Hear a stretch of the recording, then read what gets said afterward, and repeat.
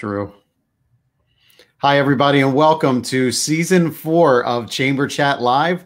We are on Facebook Live. My name is Bill Vitiello from the Victory Bank. Thank you so much for tuning in. We greatly appreciate it. We have so much in store for you in Season 4. It's ridiculous. We have so many guests booked out who want to take advantage of this opportunity with the Chamber, which, if you are a member of the Chamber, costs you absolutely nothing, but gets you a lot of exposure because we're syndicated on multiple channels, multiple local channels.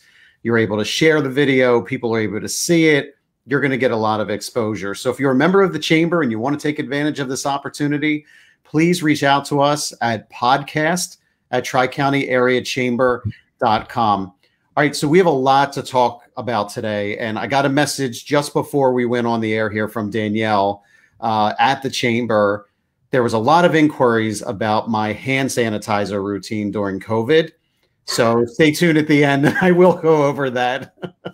But my guest today, actually, I've known him for quite a few years, and I can tell you he's going to provide a lot of value from this conversation. I'd like to introduce to our viewing audience, Mike Henzes. Mike is from the Open Wealth Network. Mike, welcome to Chamber Chat Live. Thanks so much, Bill. I'm happy to be here. Yeah, we appreciate you coming on. And I know, look, there's so much has happened probably since we last spoke. I think the last time we saw each other, I want to say it was a networking event maybe in like January, February at some point. Yeah, and I was actually on the schedule to make this happen prior to the shutdown, but we obviously had to postpone that. Yeah, but we're getting it going now, so that's a good thing. Well, a lot has changed since we've last seen each other, right? So, so for those who do not know you and do not know Open Wealth Network, why don't you take an opportunity to introduce yourself and what Open Wealth Network is, please? Sure. So, again, my name is Mike Henzes. I'm originally from Northeast PA, the Scranton area. I've been down in this area for about 20 years now.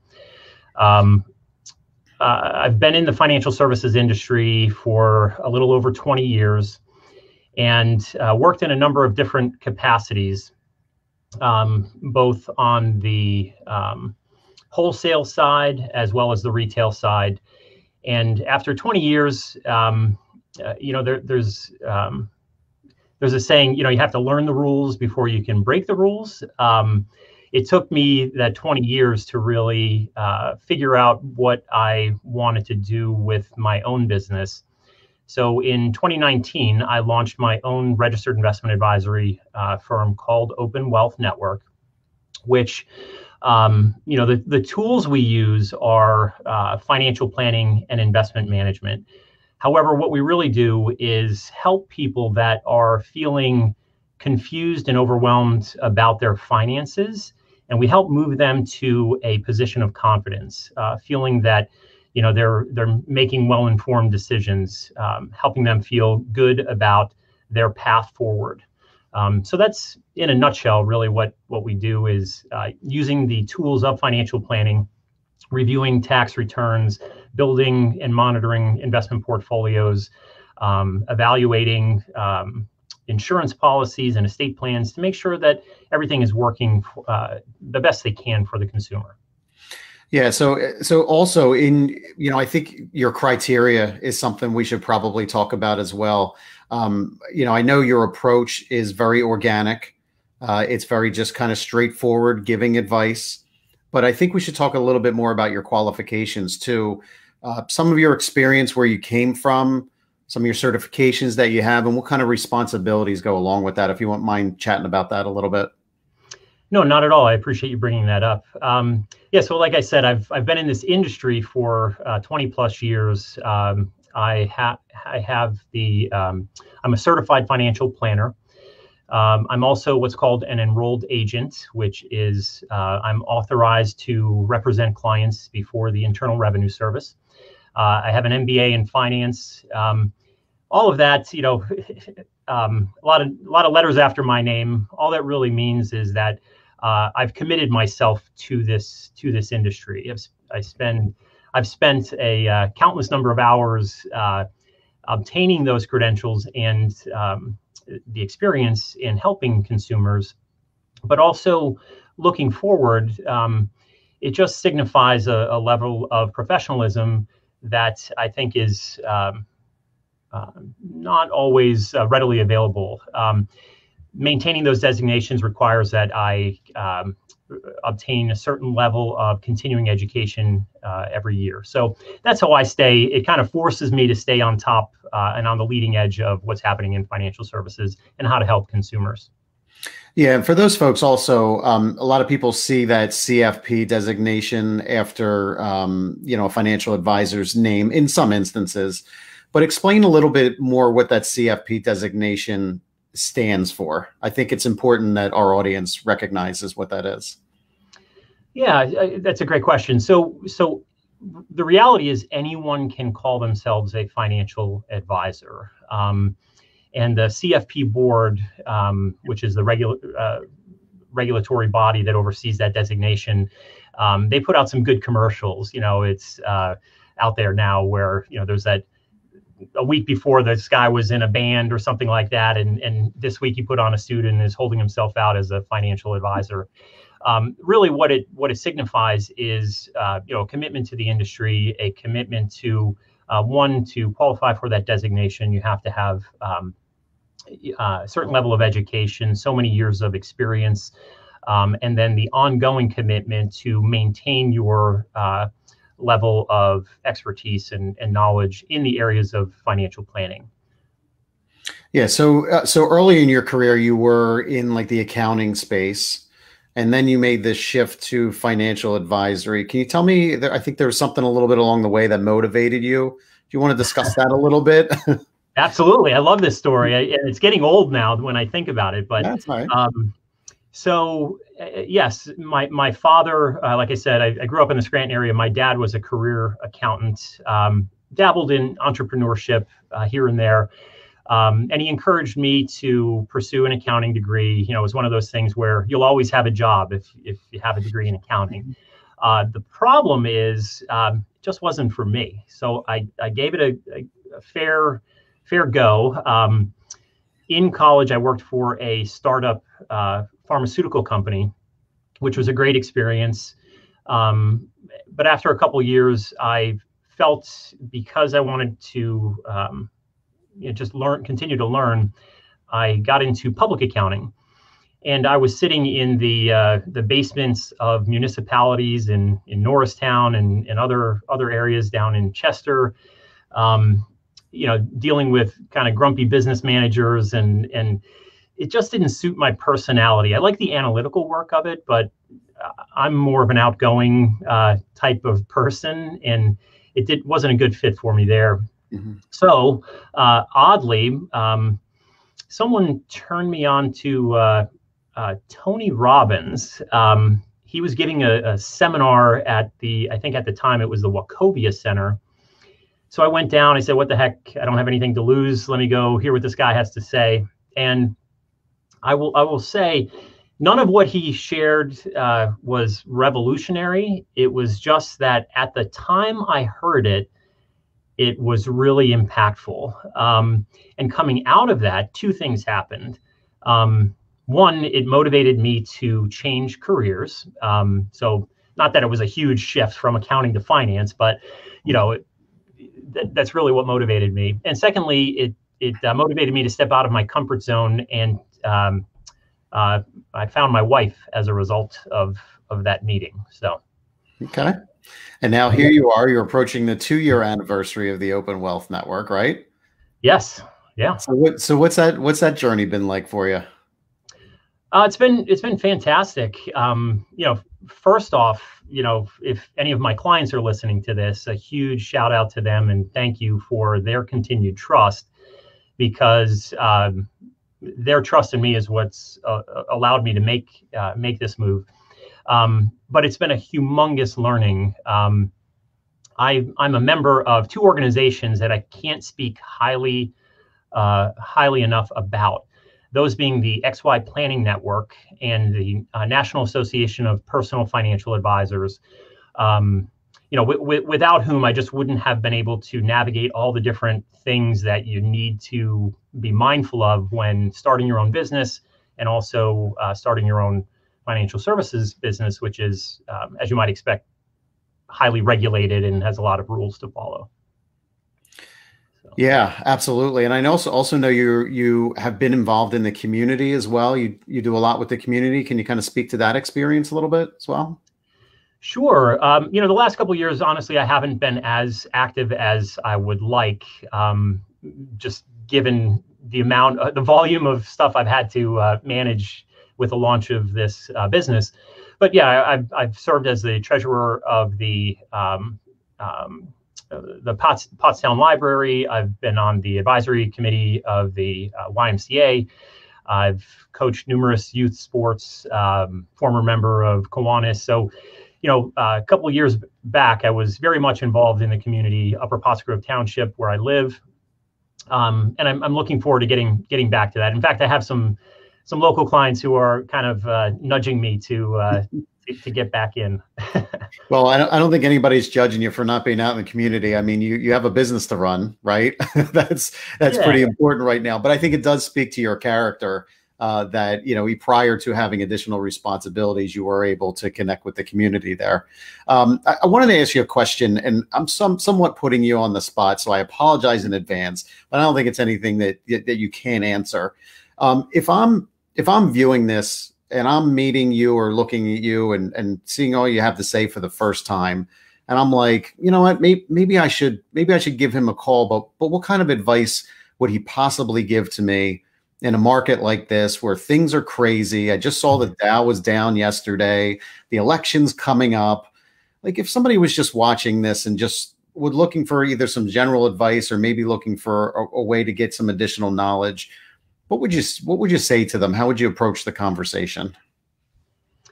Well, first, I would say be careful of generic information, rules of thumb and things you might be hearing on the major news networks, because you're special and your circumstances are unique, and you don't want to apply generic information to your unique set of circumstances.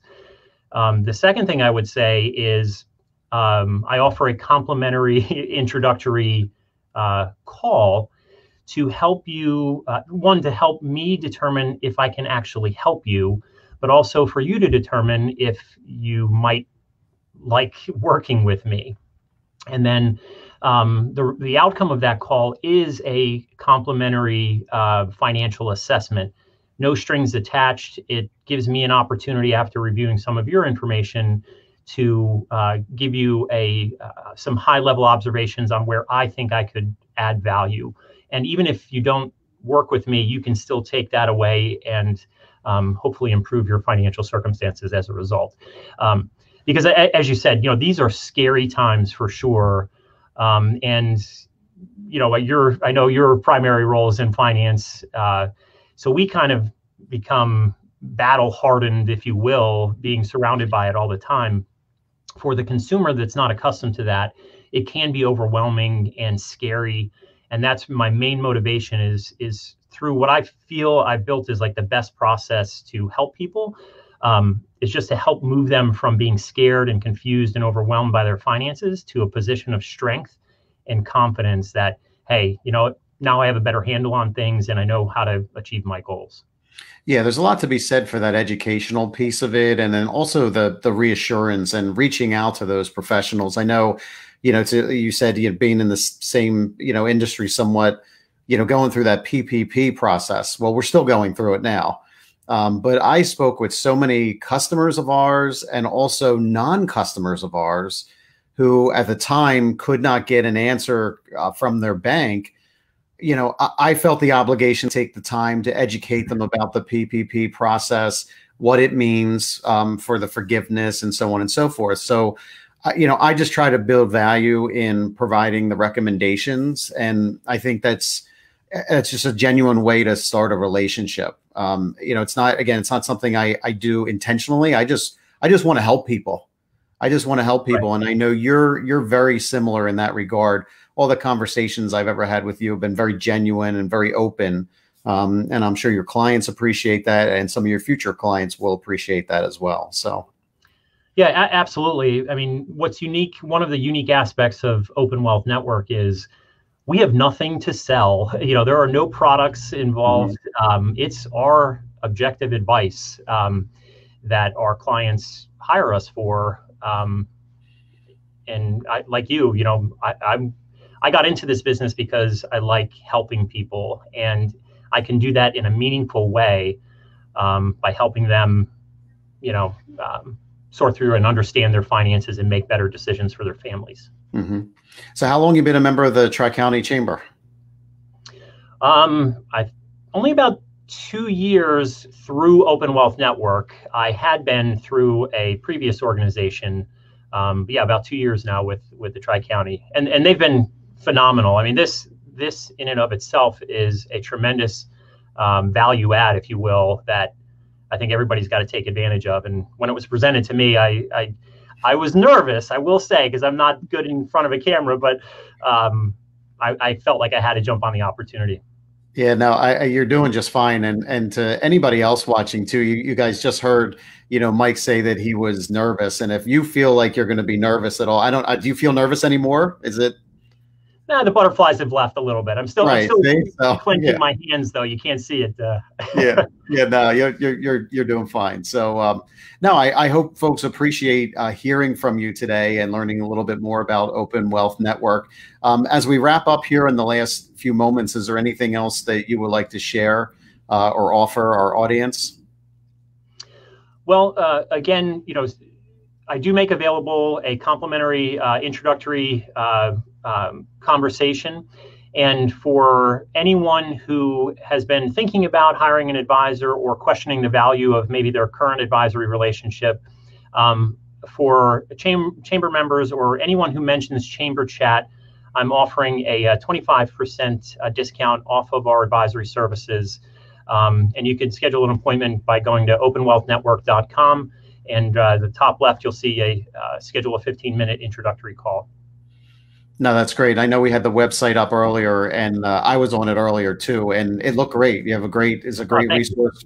Yeah, great resource for information. So, folks, please visit the website. And if somebody wants to email you, Mike, how can they get a hold of you? Email is info@openwealthnetwork.com. That comes right to me. So that would be the best one to use. All right, perfect. Anything else you'd like to offer or share with the audience at all before we wrap up?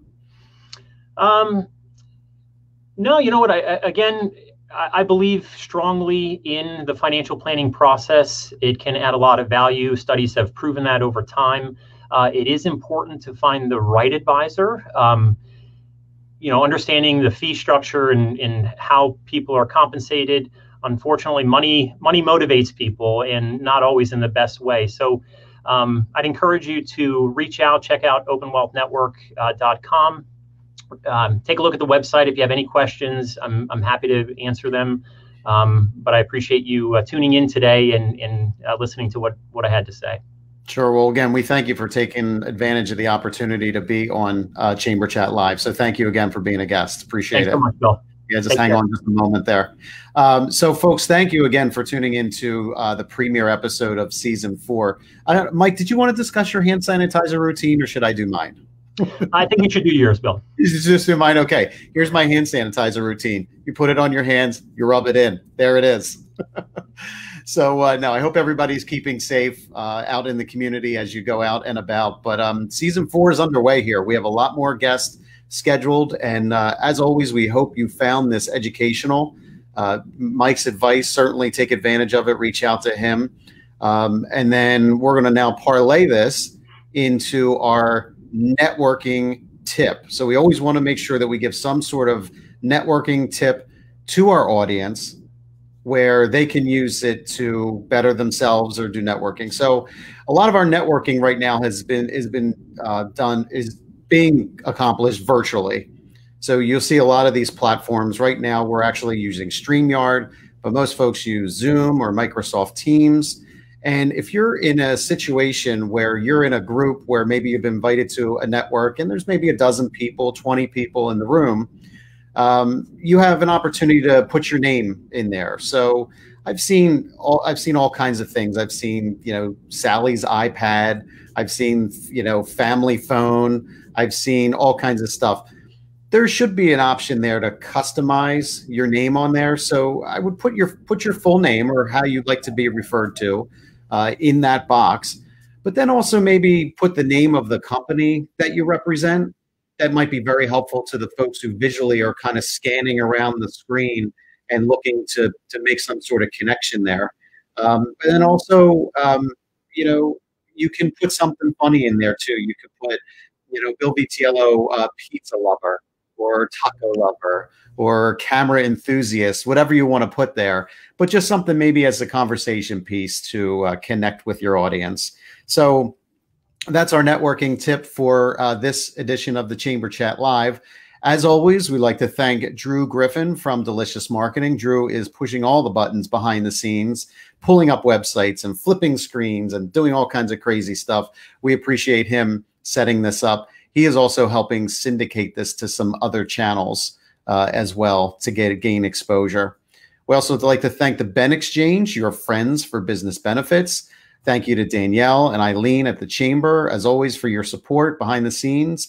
So many people make this possible. It's not just me, believe me. I'm just the interviewer or the host. But thank you again for tuning in to Chamber Chat Live. Oh, I'm sorry. I have a chamber announcement. Sorry, I do need to go to my notes because I will never remember all of this. But I'm going to encourage everybody. Today's the 22nd of September. On October 1st, the Chamber is going to be having or hosting a drive-in movie at the Sunnybrook Ballroom. All right. So that's Thursday, October 1st. The movie is going to start at 7 p.m. and the gates are going to open at 6:30 just prior. So there is room.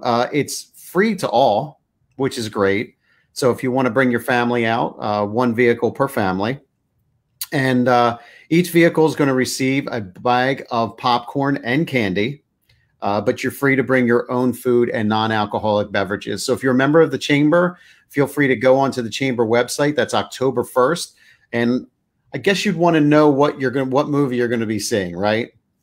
It is going to be, let me pull this up here. I want to make sure I get the title right. Willy Wonka and the Chocolate Factory. I know there were several variations of the Willy Wonka, but so if you and your family want to enjoy a night out at the movies, at the drive-in, Sunnybrook Ballroom, October 1st, gates open at 6:30. Please consider joining. The Chamber is providing this as a gratuity towards their membership. So thank you very much for tuning into this episode of Chamber Chat. My name is Bill Vitiello from the Victory Bank. My guest today has been Mike Henzes from the Open Wealth Network. Thanks, everybody, for tuning in. Bye for now.